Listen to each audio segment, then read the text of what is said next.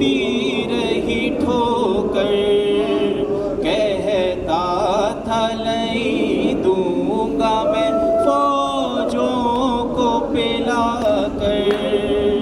जब शिमरे लई कर चुका सहराब वो लश्कर, दिखला के मुझे फेंक दिया पानी ज़मीन पर। तब समझी मैं क्या होता है उम्मीद दिलाना, प्यासी है सकीना। एक रस्सी में हम सब के गले बांध के आदा करते हुए तशहीर चले जानिबे कूफा। और उस पे मुसीबत ये थी कद छोटा था मेरा, जब उठती थी फुपिया तो गला खिंचता था मेरा। गर्दन का मेरी जख्म चचा देखने आना, प्यासी है सकीना। है बाद सबा जाके ये अम्मू को बताना, प्यासी है सकीना। एक जाम हुआ शाम गरीबा में मयसर, वो कूज़ा में रख आई थी असगर की लहद पर। था मुझसे भी छोटा मेरा भैया मेरा दिलबर, शर्मिंदा मैं हो जाती चचा प्यास बुझा कर। अब अपने ही हाथों से मेरी प्यास बुझाना, प्यासी है सकीना। और मोहम्मद सल्लल्लाहु अल्लाहुम्मा सल्ली अला मुहम्मदिन व आले मुहम्मद। मोहतरम मोमिनीन, सबसे पहले एक दुआ है खुदा कि हमारे मीर रेहान साहब जो है नवा खां, उनकी सिस्टर का, उनके बहन के बहुत ज़्यादा तबीयत ख़राब है, दुआ करें जल्द से जल्द मौला उनको शिफा कामला। गुजारिश है मीर रेहान साहब से कि वो तशरीफ लाएँ।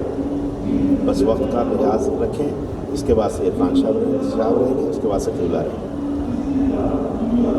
और मोहम्मद वाले मोहम्मद अल्लाहुम्मा सल्ली अला मुहम्मदिन व आले मुहम्मद।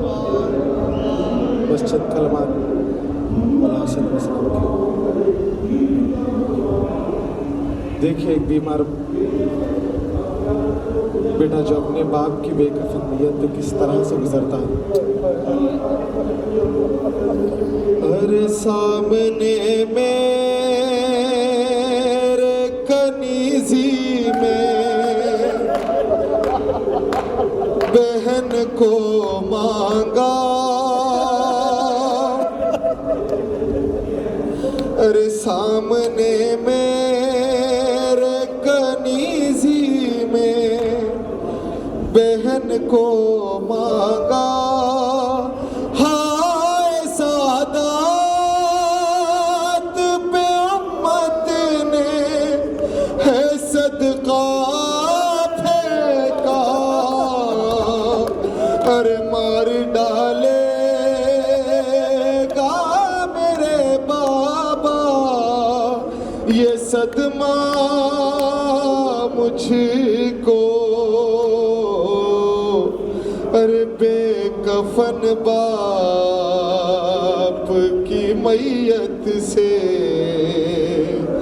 गुजारा मुझको। अरे जब कभी राह में कैदी ने जो पाया साया, अरे थक के एक पल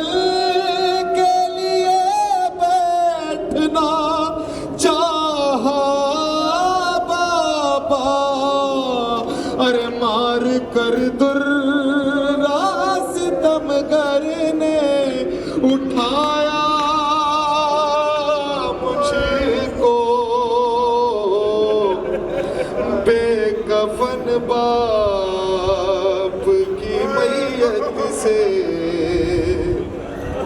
گزارا مجھ کو،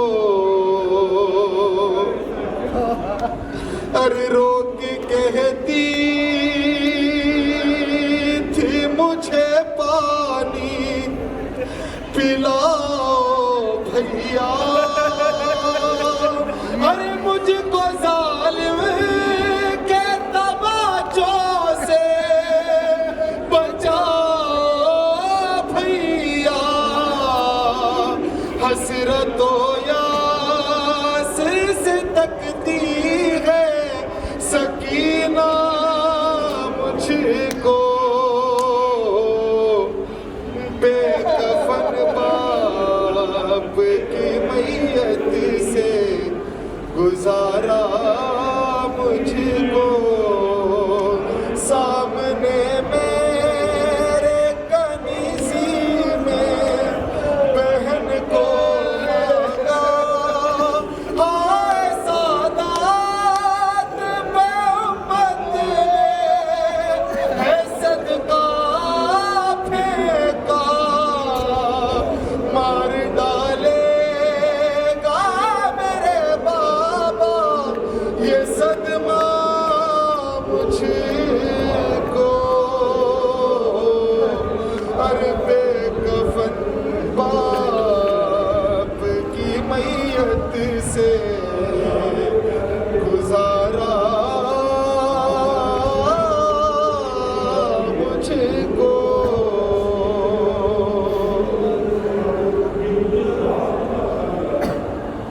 بات حسین جناب زینب سلام اللہ علیہ نے کیا کہا ہے؟ زینب یہ رو کے کہتی تھی اے بے وطن حسین، کہ زینب یہ رو کے کہتی تھی اے بے وطن حسین، کہ تجھ سا نہ کوئی ہووے غریب الوطن حسین، کہ تجھ سا نہ کوئی ہووے غریب الوطن حسین، کہ اماں میں رہ نہ پاؤں گی کہتا تھا یہ اخی، کہ جلتی زمین پہ آج ہے میت میری پڑی، کہ زخموں سے چور چور ہے سارا بدن حسین۔ جناب عرفان صاحب، محترم عرفان صاحب،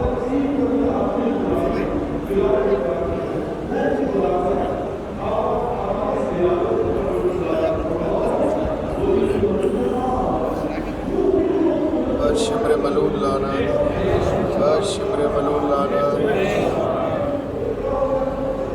شکریہ والا حسین آپ کا کہ آپ نے اس اخیر کو اور ان تمام عزادار یہاں بیٹھ کر حرم میں مجلس کرنے کا سعادت بخشی ہے، اسی امام کے ساتھ یقیناً آخری وجت ہم سب کے ساتھ یہاں موجود ہوں گے، انہیں کی بھی بازبانی مختل امام حسین سنانا چاہوں گا۔ دو یا تین مصیبت امام حسین علیہ السلام سب مل جل کر باز بلند نعرہ صلوات پڑھیں گے۔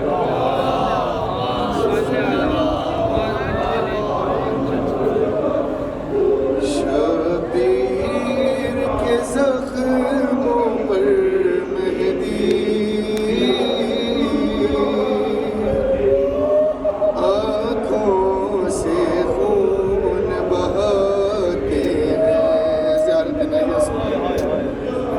شبیر کے زخموں پر مہدی آنکھوں سے خون بہاتے ہیں، تیرے سوکھے گلے کو کاٹا گیا،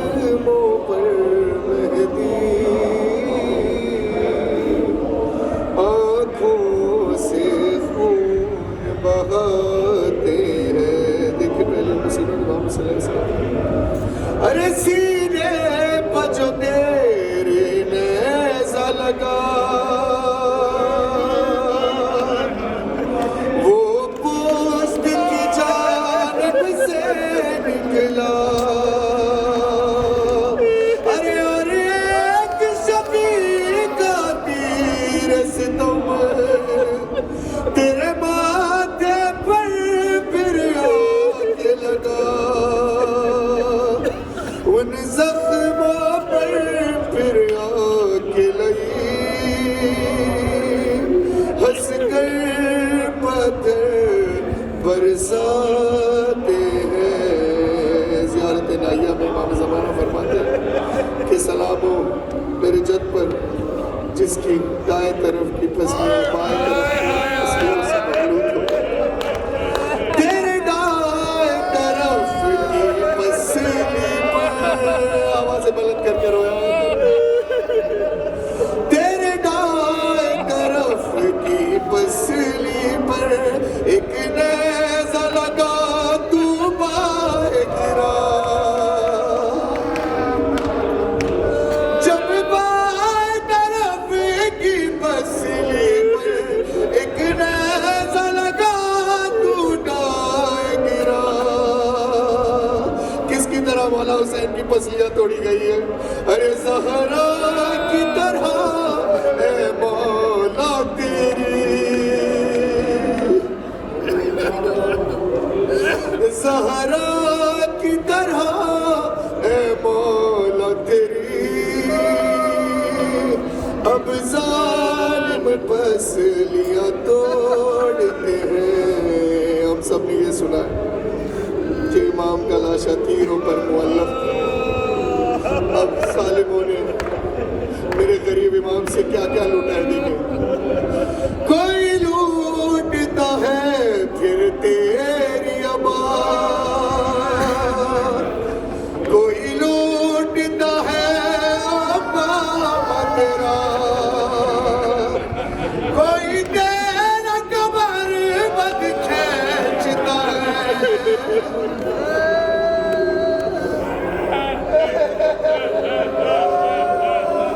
اور حد تو یہ ہوگی کہ کوئی کھینچتا ہے کرتا تیرا.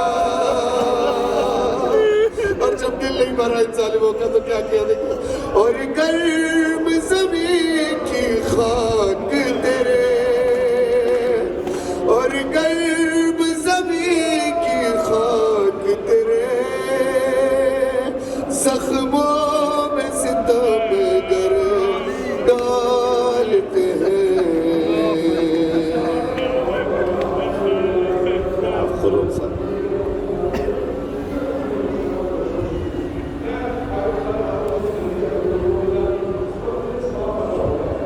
ہم لوگ خوش نصیب ہے کہ ہم کربلا میں ہیں. سنا تھا چنے ہوئے لوگ مولا حسین کو قصہ پیش کرنے. ماں کہتی تھی اٹھ جاگ میری جان سکینہ. ماں کہتی تھی اٹھ جاگ میری جان سکینہ. اٹھ گھر کو چلے کھل گیا زندان سکینہ. بوندے جو تیرے شمر نے چھینے وہ دلا دوں. بوندے جو تیرے شمر نے چھینے وہ دلا دوں.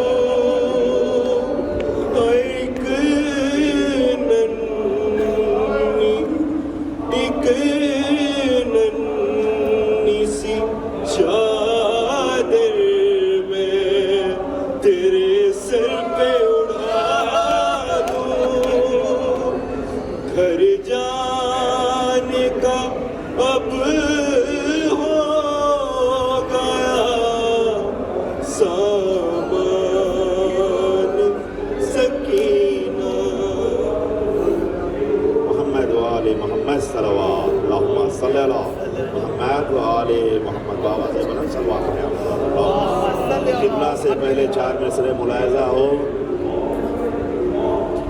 علی کی عشق میں مرنے سے مجھ کو مت روکو چھری سے میرا گلا کاٹ لو ستمگارو سب سے پہلے آپ 4 مصرع دیکھ لیے کہ بھائی جب مولا کائنات کا جب ذکر ہو تو جو ہے چپ رہنا ٹھیک نہیں ہے اس کو بھی منکرین آتش میں کرو شمار دشنا لبوں کے ذکر پہ جو آہ نہ کرے کہ جب ہو بیاں فضائل مولا کائنات لعنت ہے ایسے شخص پہ جو واہ نہ کرے لعنت ہے ایسے شخص پہ جو واہ نہ کرے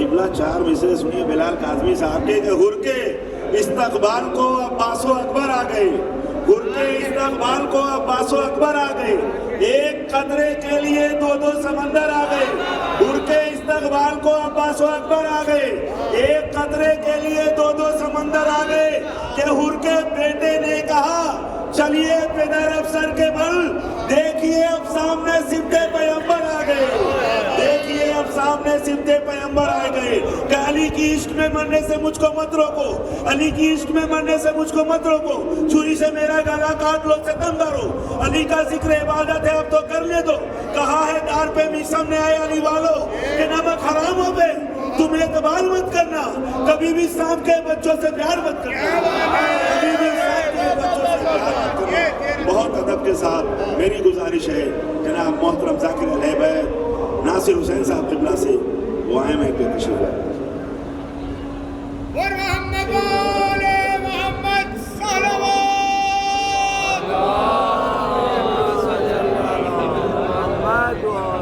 أعوذ بالله من الشيطان الرجيم بسم الله الرحمن الرحيم الحمد لله رب العالمين والصلاة والسلام على أشرف الأنبياء والمرسلين خير المبشرين والمنذرين سيدنا النبي وحسنا والشفيع ذنوبنا أبو القاسم محمد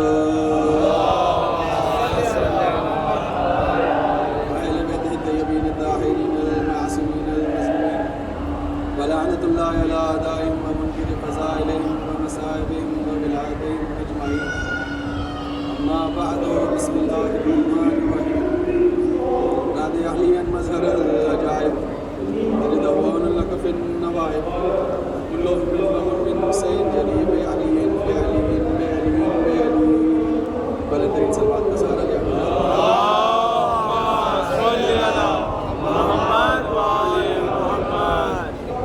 سب سے پہلے تو میں شکر گزار ہوں ذات واجب کا ذات لم یزل کا اس خالق کائنات کا اس ذات لا یدرک کا کہ جس نے مجھے اہل بیت علیہ الصلوۃ والسلام کا ذکر کرنے کی توفیق دی ہے اور یقیناً یہ میرے لیے باعث شرف ہے کہ میرا خطاب آپ جیسے اعلیٰ ترین اہل بیت حضرات سے ہے جو صاحبان عقل و ایمان اور حاملان علم و بصیرت ہے دیکھیے بہت ہی مختصر سی گفتگو ہوگی تو آپ حضرات مجھ سے جڑے رہیے گا کیونکہ دیکھیے بہت ہی کم وقت دیا گیا ہے اور مشکل سے 15 منٹ یا 20 منٹ مشکل سے مجھے اپنی بات کو جو ہے آپ حضرات کے سامنے پیش کرنا ہے تو آپ حضرات مجھ سے جڑے رہیے اور اپنی آمادگی کا ثبوت دیتے ہوئے ایک بلند ترین صلوات کا سہارا لیں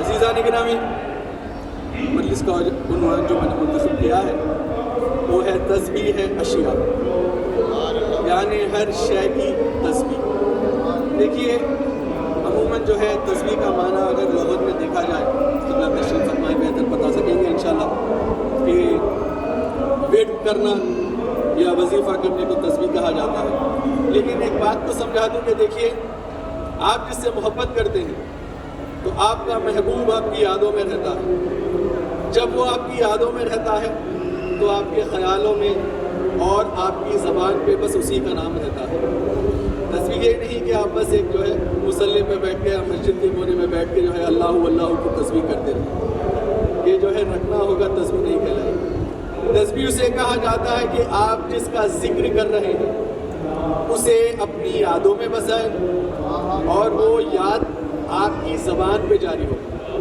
توجہ ہے آپ حضرات کی. اب جیسے کہ مجلس کا عنوان میں نے آپ سے کہا کہ تسبیح اشیاء، ہر شے کی تسبیح کیا ہے، تو قرآن کی آیت میرے پیش نظر ہے، آپ حضرات کو گوشہ گزار کرتا چلوں. قرآن میں ارشاد ہو رہا ہے، سورہ بنی اسرائیل کی آیت ہے، بسم اللہ الرحمن الرحیم، وَإِن مِّن شَيْءٍ إِلَّا يُسَبِّحُ بِحَمْدِهِ وَلَٰكِن لَّا تَفْقَهُونَ تَسْبِيحَهُ. وَإِن مِّن شَيْءٍ، ایسی کوئی شے نہیں ہے، إِلَّا يُسَبِّحُ بِحَمْدِهِ، جو اللہ کے حمد کی تسبیح نہ کرتی ہے. وَلَٰكِن لَّا تَفْقَهُونَ تَسْبِيحَهُ، لیکن تم ان کی تسبیح کو ایک بلند ترین سماعت کا سہارا لے حضرات میں چاہیے.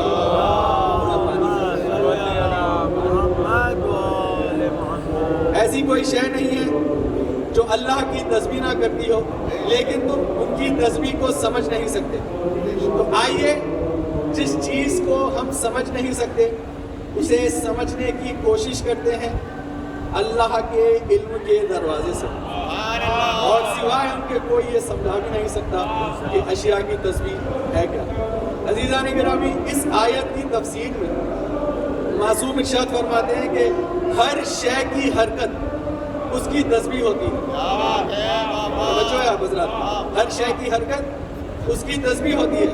یعنی یہ جو پتوں کی آوازیں آپ سن رہے ہیں، یہ ذکر خدا کر رہے ہیں، تسبیح خدا کر رہے ہیں. یہ جو پانی کی آواز آپ سن رہے ہیں، یہ جو ہے تسبیح خدا کر رہے ہیں. یہ جو ہوا آپ جو ہے دیکھ رہے ہیں یا ہواؤں کو جو محسوس کر رہے ہیں، ہواؤں کی آواز جو آپ سن رہے ہیں، یہ تسبیح خدا کر رہے ہیں. ایک بلند ترین سماعت کا سہارا لے.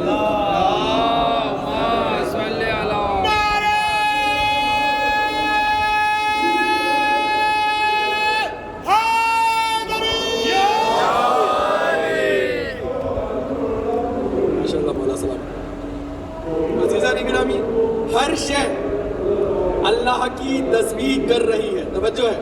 دیکھیے آپ حضرات اگر کہتے رہیں گے تو میں آپ حضرات سے جڑا رہوں گا، ٹھیک ہے. ہر شے اللہ کی تسبیح کر رہی ہے. ایک واقعے سے جو ہے اپنی بات کو میں مکمل کرنا چاہوں گا. عزیزان گرامی، امام جعفر صادق علیہ السلام آپ اپنے گھر میں تشریف فرما تھے. ایک شخص آپ سے ملاقات کو آیا، اتنے میں ایک کبوتر مولا کے گھر میں تھا. تو مولا نے اس شخص سے کہا کہ اے شخص، کیا تو گھر میں کبوتر پالتا ہے؟ کہا مولا میں نہیں پالتا. اچھا، کیا تو یہ جانتا ہے یہ جو کبوتر کی آواز آ رہی، کبوتر جو آواز نکلتی ہے، ہمری وائس جو ہوتی ہے کبوتر کی، یہ جو آواز ہے کبوتر کی، کیا تو جانتا ہے کہ یہ کیا کہہ رہا ہے؟ کہا نہیں، میں نہیں جانتا. مولا نے کہا کہ اے شخص، اپنے گھر میں کبوتر پالا کر، کیونکہ یہ جو اس کی آواز ہے نا، یہ در حقیقت ہمارے دشمنوں پہ تبرہ کر رہا ہے. جڑے رہیے. دیکھیے آپ حضرات جو سامنے بیٹھے ہیں، تھوڑا اگر مجھ سے جڑے رہیں گے تو میں کو پہنچا سکتا. یعنی یہ جو کبوتروں کی آواز ہے، یہ حقیقت میں اہل بیت کے دشمنوں پہ تبرہ کر رہا ہے. جملہ حاضر کرنے لگا. عزیزان گرامی، اپنے قلب میں محفوظ کیجیے گا، یہ کبوتر جو اہل بیت کے دشمنوں پہ تبرہ کر رہا ہے، اللہ اسے اپنی بارگاہ میں تسبیح کہہ رہا ہے.